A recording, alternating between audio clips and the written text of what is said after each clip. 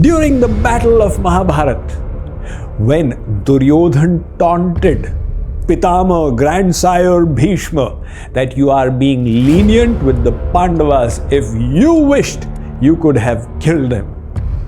Bhishma felt insulted and he made a resolve. Tomorrow, by sunset, I will either slay their best warrior, Gandhivdhari Arjun, or else to protect him, Lord Krishna will have to break his vow and lift weapons in this war.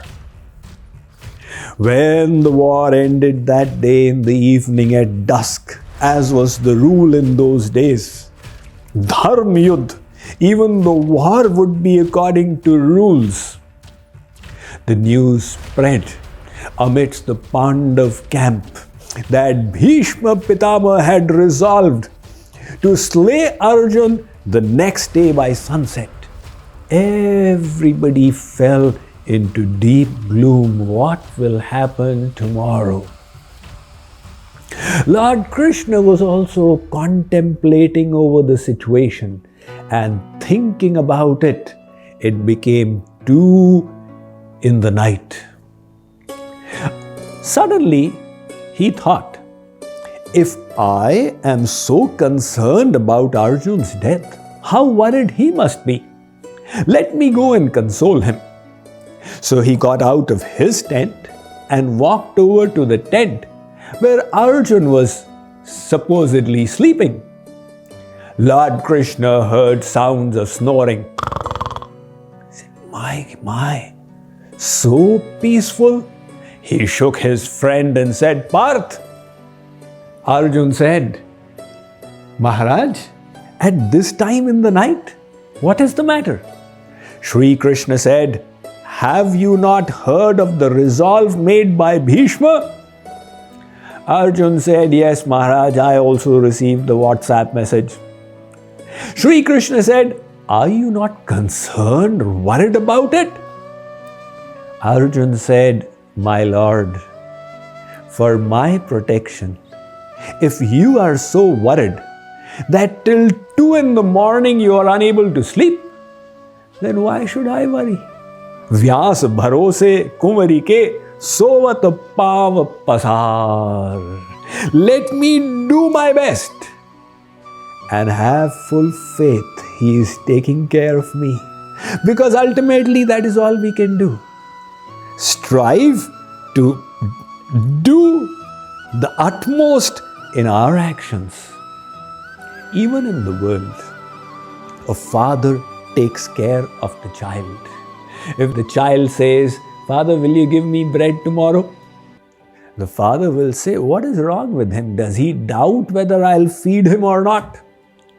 Our scriptures say, Bhojanat chhadane chinta vritha kurvanti vaishnava yosau Vishvambharo devo sabhaktan kimupekshate.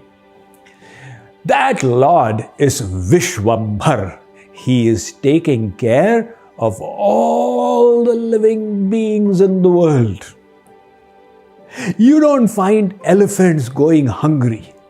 These elephants are such big creatures. They eat enormous amounts. But God has ensured that they get what they need for their sustenance. You know, our ashram in India, in Odisha, is an elephant country. By the side is a forest reserve. And every once in a while, many times a year, the elephants walk in. They eat the cabbages and go away. That is when I came to study elephants from close quarters, and I understood so many interesting things. Firstly, God has given them tremendous memories. Why? Because their size makes them vulnerable. When they enter the village, people will start throwing things. But now people know that if I so much as throw a stone on the elephant, it will remember me for life. And there have been episodes when the elephant returned after many years and remembering the person lifted and killed that person. That is why people are scared of attacking these creatures. And then again, if they revisit the same place for fodder, people will be prepared. So they go to a different location every day of the year, and their memory acts to their benefit, where they can remember 365 routes. So, God is taking care of these huge creatures. He's also taking care of the little ants.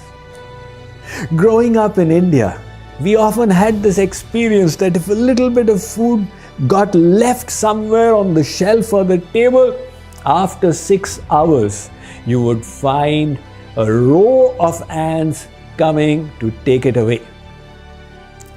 So, I would often be curious, being a student of science.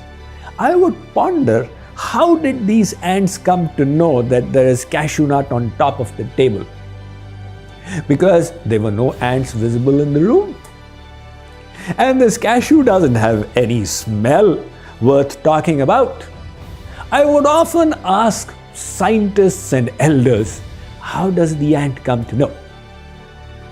When nobody was able to give an answer, then I concluded for myself that God is sitting inside the ant and inspiring it.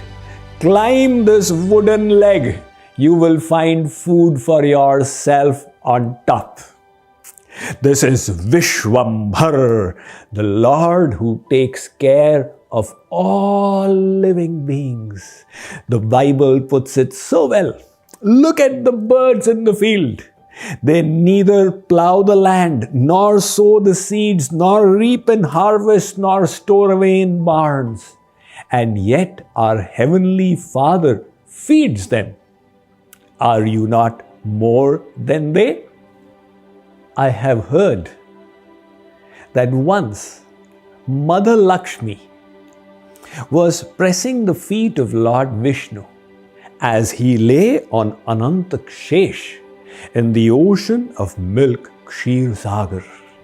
That was her daily seva to her divine husband, the Supreme Lord of the universe. So Lord Vishnu, lying on Anantashesh, suddenly exclaimed, "Oh Lakshmi, I have to do so much of work in this world."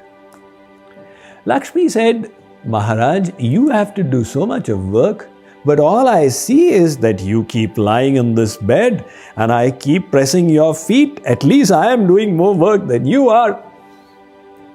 Lord Vishnu said, "Lakshmi, this is my external form, my Leela.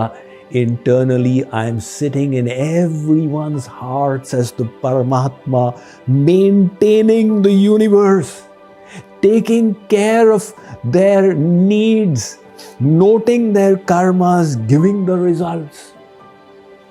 Lakshmi thought, let me put my husband's words to test. Next day, in the morning, she got a little ant and she placed the ant in a small jewel case while she was doing her shringar and closed the lid, thinking, let's see my husband's prowess in protecting this little ant. Apparently, it was without food all day long.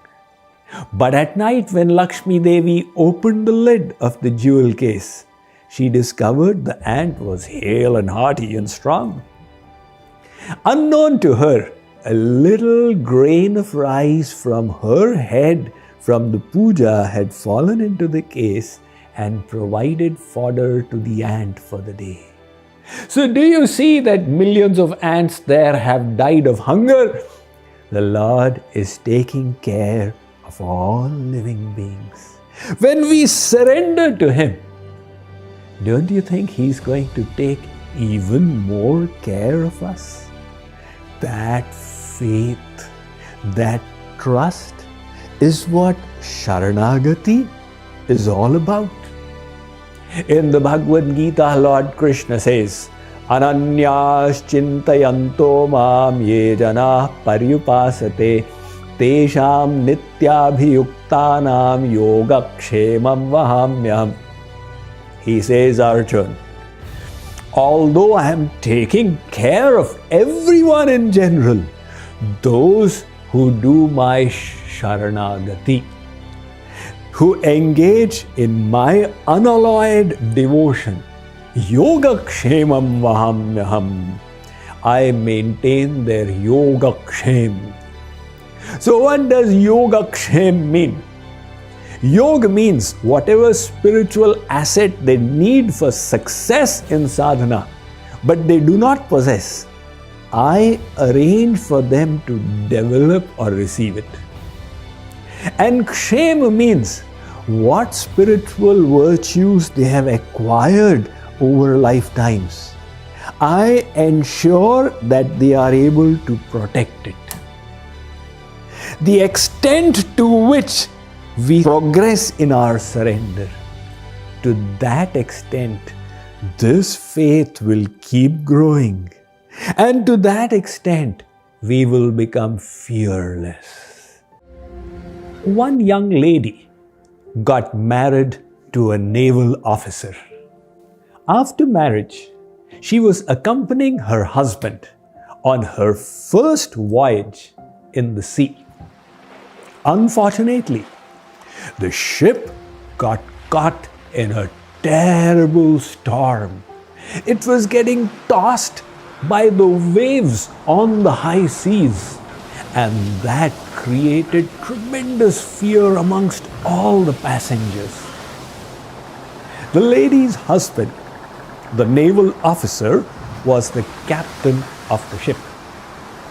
He was completely calm and peaceful. She was astonished at his equipoise and said, "My dear husband, when everybody is besieged by fear, how is it that you are able to attain such calm?" The husband took out his sword from the sheath and placed the naked blade on his wife's head. He said, "Darling, are you feeling scared?" The wife smiled. "Why should I feel scared?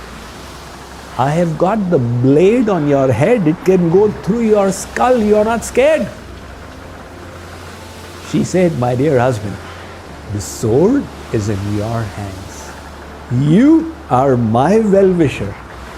I have complete faith that you will always work for my protection. Then why should I be scared?"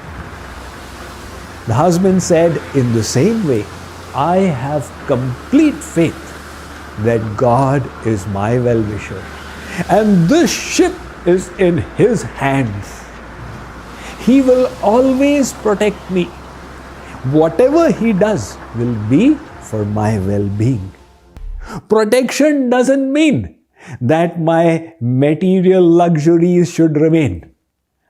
I have faith that He is my benefactor.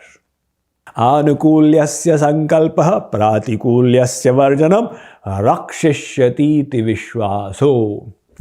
The Bhakti Rasamrit Sindhu states, to have faith that God is my protector. That fearlessness is the sign of Sharanagati.